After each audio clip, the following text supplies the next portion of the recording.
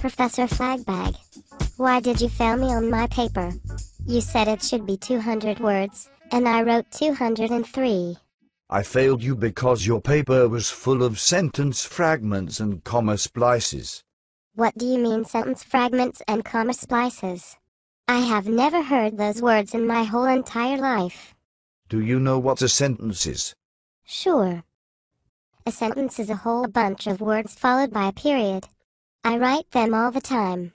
Well, sentences certainly have lots of words followed by periods. But I'm afraid there is more to it than that. You mean like nouns and verbs and all those things? Well, sort of. Gina, have you ever heard of a clause? Sure. My mommy and daddy used to tell me that he brought presents on Christmas morning, but I knew it was really them all the time. Yes, that is lovely. We called him Father Christmas, actually. But the kind of clause I'm talking about is a group of words with a noun and a verb. Oh, you mean like a sentence? Some clauses can be sentences, like, John went to the store. That is called an independent clause because it can stand on its own. It doesn't need anything else to make it a sentence. So a sentence is, like, a noun and a verb and a bunch of other words followed by a period. Didn't I just say that? But there are other kinds of clauses that are not sentences. Like, because John went to the store.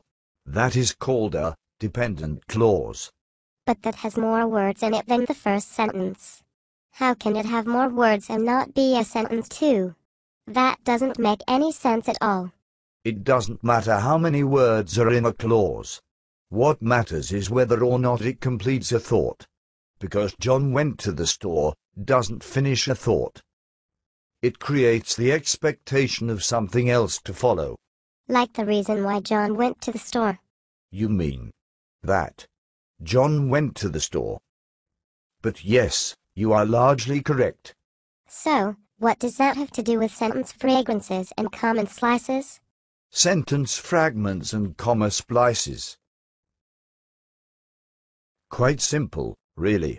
If you have a dependent clause followed by a period, because John went to the store, you don't really have a sentence. All you have is a fragment of a sentence. That is why we call it a sentence fragment. Wow. That makes sense. I think I actually understand. And a comma splice occurs when you join two independent clauses together with just a comma, as in, John went to the store, he bought milk. But what if I want to say that John went to the store and that he bought milk? What do I do then? Huh, Professor? Simple. You can either use a semicolon between the two clauses, or you can use a comma with a word like and, but, or. These are called coordinating conjunctions, and they are popping up all over the place these days. Wow. Nobody ever told me this stuff before, and I was the valedictorian of my whole high school class. Is there anything else I need to know? Oh, there are a few things, I suppose, but we can save those for another time.